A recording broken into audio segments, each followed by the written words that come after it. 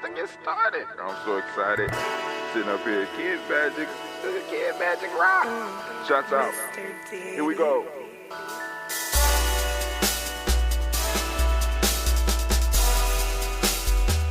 Drink your water. Drink. Come on. Drink your water, but first, Take your breath and drink some water. Take your breath and drink some water. Take your breath and drink some water. Take your breath. Drink. What's up, family? Welcome in. Come on in. Let's rapitates. Let's conversate. Make sure you like. Make sure you share. Make sure you comment. Because the only way we grow is, guess what? If we grow. Let me turn this sound up just a little bit because I want y'all to hear some of the background music. Hopefully that's not too loud. But so now, first off, I want to say great Ujamaa to each and every last one of you. We are on Ujamaa. I gotta remember this is not a touchscreen.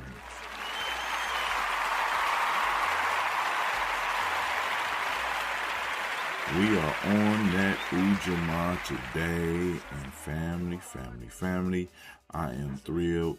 We are in the week of Kuumba, so hopefully you are getting some beautiful lessons about the principle of Kuumba as we move through each one of these principles, right? So, let's get started. I want to start, of course, with it's the proverb of the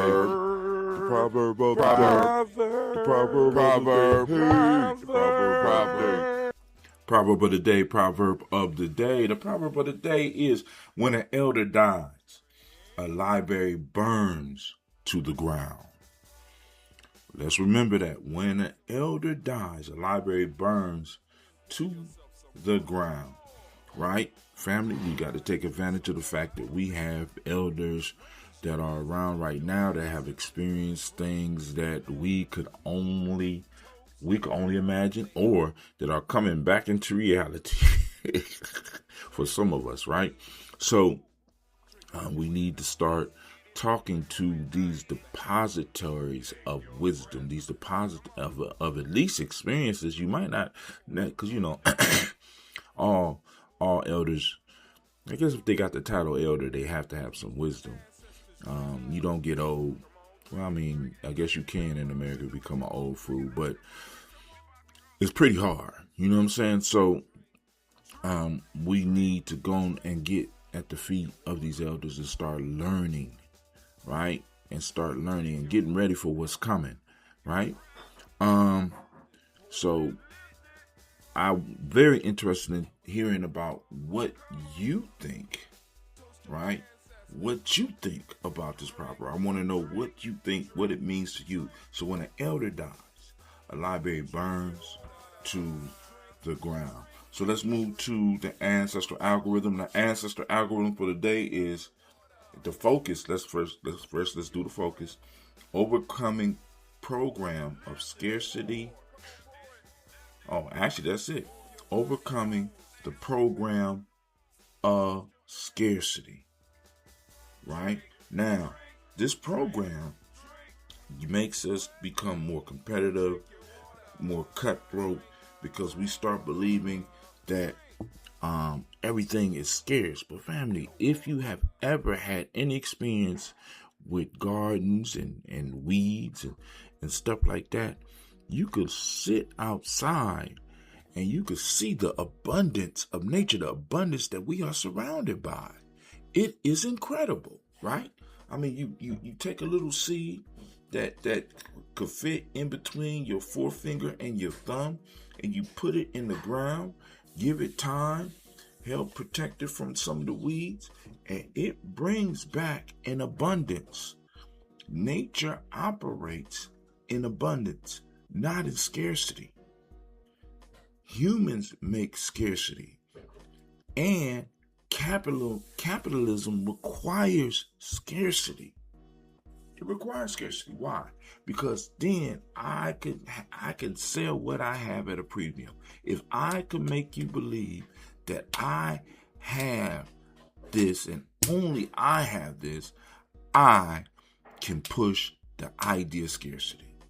And if I could push the idea of scarcity, I can build up my financial resources so that I could dominate your financial resources.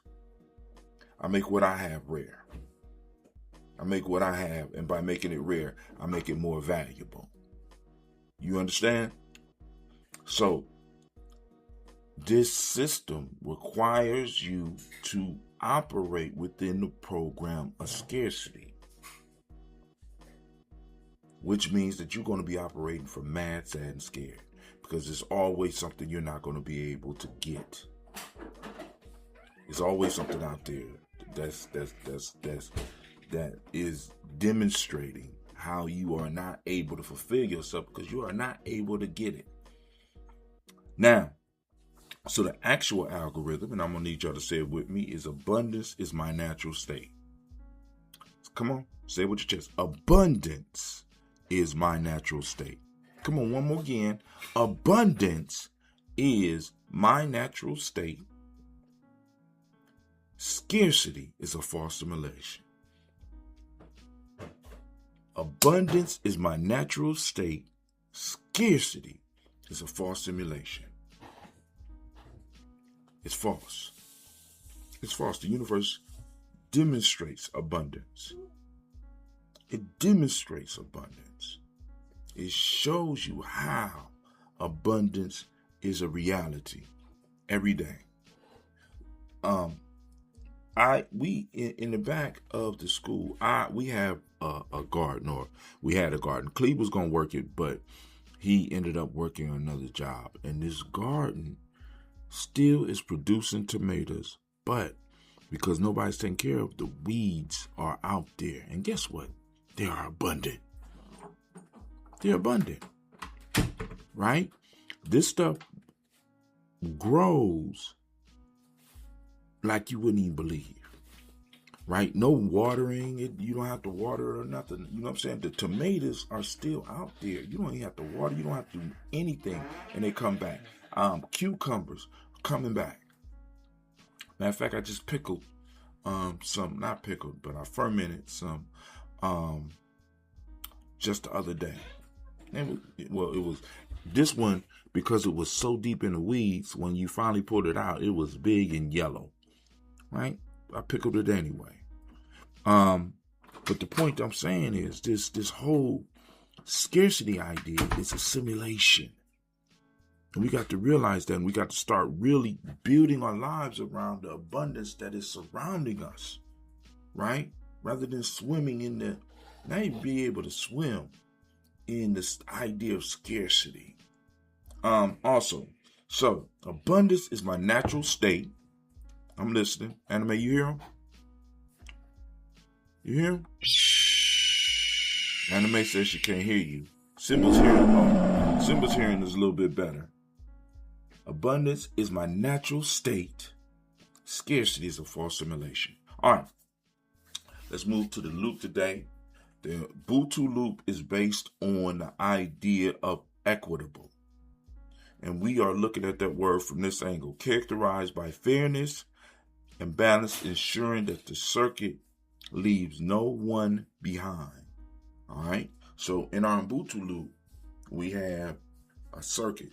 You know, that the circuit is the completion of the loop. So it's the figure 8. So everything that's in that loop is part of the circuit. So what we're trying to make sure of is that through our fairness and balance, we are making sure that everyone on that loop is fulfilled. You understand, right? So I am equitable because we are equitable, and because we are equitable, I am more equitable. I am able to be more equitable.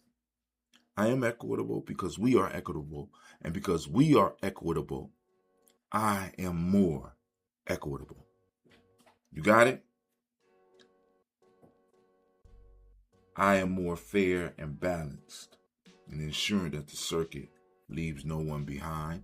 And because I am fair and balanced, we are fair and balanced. And because we are fair and balanced, I can be more fair and balanced.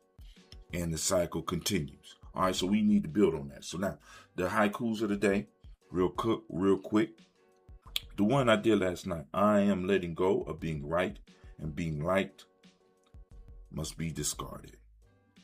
So that came from the question at the meeting last night. I was at a B&B meeting. I had Sasha started her dance journey, and I was able to go to a B&B meeting. I ain't been able to go to one of those all summer, but anyway, went to a B&B meeting, and the question after you checked in that they had was, name one thing that you are letting go. And I said, being right and being liked. I'm letting go. Being right and being liked must be discarded. All right? Now, let's move on. Yep, I'm jumping right past that one. Yep. You got questions? Put it in the discussion, right? Put it in the type I say, or put it in the comments, whatever. Maybe we'll talk about it a little bit later. Now, the next one I wrote is because in the B&B discussion, we were, B&B has a magazine that goes out, right, called Wartime. And the focus for 2026 or maybe late 2025 was Malcolm X, right? And we were having some discussion, and it was basically about nation building. And the idea came up about basically nation building. They didn't use the term, you know what I'm saying? I'm trying to, throw little things out there. And somebody said, part of the discussion was protecting what we build. And somebody said, well, along with that protection, we need to say taking care of. And then they explained, they said, I kind of missed the church idea where, you had the sick and the shut in, and you had people from the church that would check on that. And we need to make that part of our instinct to protect, to care for. And so this haiku came from that. The church is motto of the village that will free our people from this.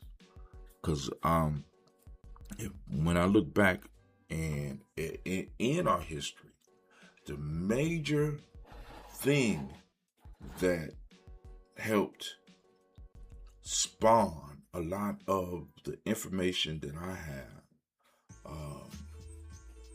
even the idea of studying the stuff that I have, came out of the church experience. Now, when I say church, right, I just don't want to get into the aspect of where I'm talking the community organizational aspect of it, the caring part of it, right? The religious part, but all that was in a sense a result of the religion. But in the church, we were able to hold on to aspects of our culture, and we were able to hold on to certain aspects of that culture deep into the 80s and 90s.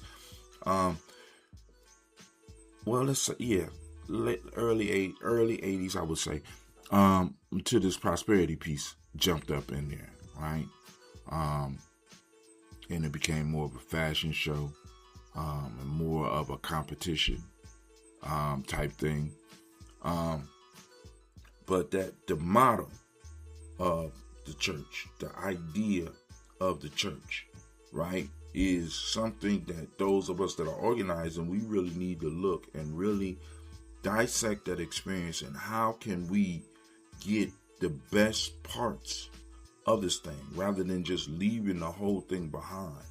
There is a beauty and a power in that community model, because out of the church came the Black Panthers, out of the church came the Civil Rights Movement.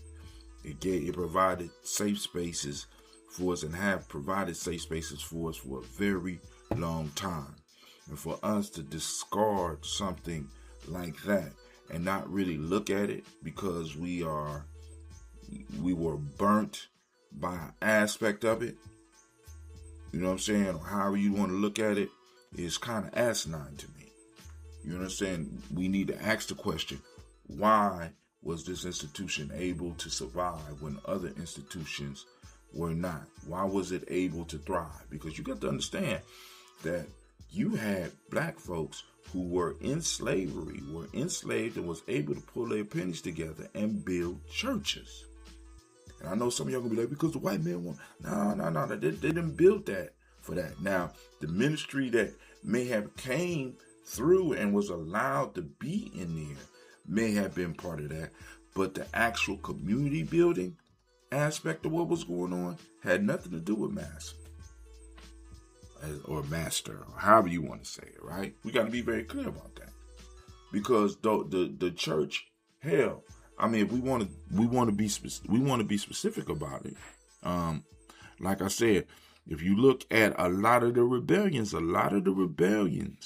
the uprisings were either done in the church or around some type of organizational building that has something to do with a religious experience. All right? So, so y'all need to think about that. Now, last one. Answers are simple, but the way we're taught to see jumps past simple things. I honestly believe that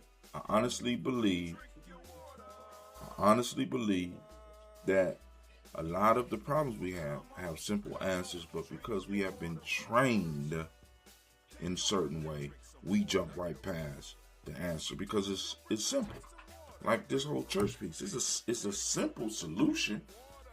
Something so simple that we was able to do it with little or very little education. We're able to maintain it for a very long time. Hell, it's still. Some of us have churches that have been in our families for 3 generations. We have some affiliation with churches that have been around for at least 3 generations, if not more. So we got to look at that and be like, man, what's going on? Right? What's going on? Hold on, I think something happened. Did somebody come in? Let me see. Hold on, let me move it. Somebody come in?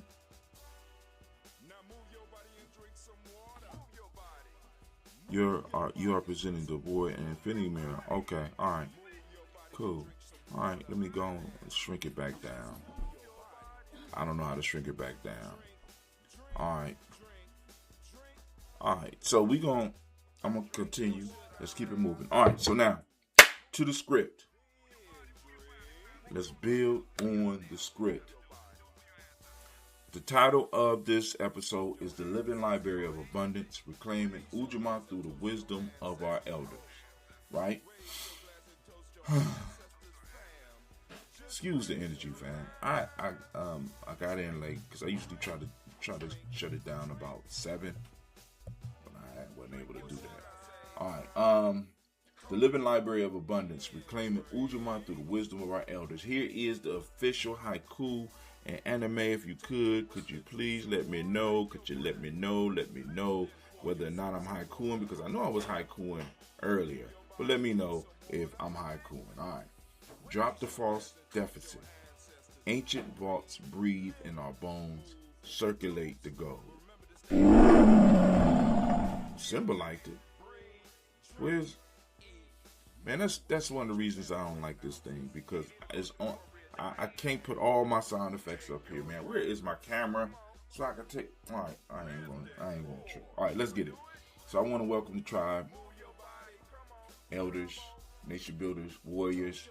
Right, I want y'all to take a deep breath down into your belly, into that kuumba spot. Come on now, pull it down all the way to two fingers below your belly button. Feel your feet rooted firmly in the earth. Today, on this Ujamaa day, the fractal flow brings us into the vibration of the color green and, of course, cooperative economics, and shared prosperity, which is Ujamaa. In the geometry tradition, we draw from the ancestral memory to remind ourselves of the timeless Malian proverb: when an elder dies, a library burns to the ground. We anchor this truth with our foundational algorithm. Abundance is my natural state. Scarcity is a false simulation. We often define wealth solely through the paper currency, real estate titles, or commercial portfolios. While tangible assets hold their place, our ancient African worldview understood that true lasting abundance begins with intellectual, cultural, and spiritual capital, and living archives preserved in our elders. When a modern consumer culture seeks to disempower a community, the very first code it injects is the scarcity virus. Now, let me say that again. I should see some of my shades up in there, right? But that's on you. When the modern consumer culture seeks to disempower a community, the very first code it injects is the scarcity virus. This simulation convinces us that resources are vanishingly rare, that we must compete ruthlessly against our own brothers and sisters, and that our worth is measured only by endless consumption. It thrives on communal amnesia, severing our youth from the wisdom keepers, tossing aside our living libraries, and letting the archives burn while we chase digital and analog novelties. So now, on this day, on 8/27/26, well, not 8/27, where, August 27th. In 1963, on the eve of the March on Washington, intellectual warrior W.E.B. Du Bois, and it is Du Bois, I know some of y'all are going to be trying to correct me, it's Du Bois, that's how he pronounced it, made his transition in Accra, Ghana at the age of 95. A monumental library of sociology, matter of fact, the father of sociology, history, and Pan-African strategy crossing into the ancestral realm. In 1975, also on this day, August 27th, Emperor Haile Selassie I of Ethiopia completed his earthly walk, leaving an unyielding legacy of anti-colonial resistance and African unity. In 1766, James Forten was born free in Philadelphia. He mastered sail making, and he turned it into a thriving commercial enterprise and used his economic resources and elder council to anchor the abolitionist struggle. Now, these ancestors did not hoard their capital for empty luxury. They practiced Ujamaa at its apex, ensuring wisdom, resources, and protection circulated to reinforce the collective. Get the message? To embody Ujamaa today, we must apply the subtractive via negative approach. Come on now. What are we stopping? Right? We do not need to pile on more debt, hustle blindly for external validation, or invent new wheels. We need to scrape off the buildup of scarcity thinking, drop the isolationist mindset, cut out the generational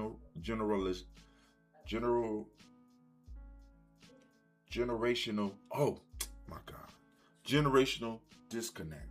Cutting off the generational disconnect. Shed the false belief that you are on your own. It's a false belief. When you strip away the noise of consumerism, you realize that an unshakable, unbreakable vault of communal wealth is already sitting in your living room, on the porch, and at the family table.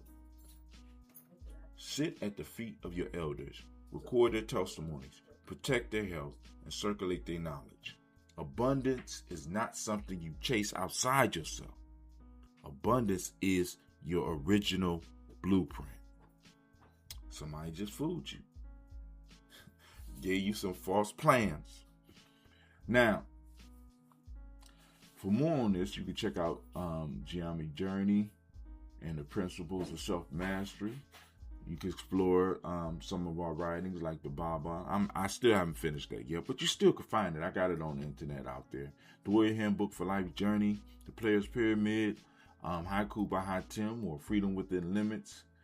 Check out the author page. You know what I'm saying? And with that, not only check out the author page, go down to the description. In there's a link. Click the link. Then you can get in touch with me directly. You got the phone number. You got the email address. You got access to the Nguza Sabaneri map. You got access to the Telegram group. You got access to, hell, you can buy me a coffee. You can send me a tip. You can do whatever you want to do, right? You know what I'm saying? You know, like I said, because we need your support. You could become a candle lighter, right? Become producer of this show. Make it possible for us to continue and to build, right? Because I would love to be able to spend more time doing this, but can't spend no more time, you know? Actually, I'm over my time right now. And speaking of that, class dismissed. Damn, I keep trying. I got to give me a touchdown.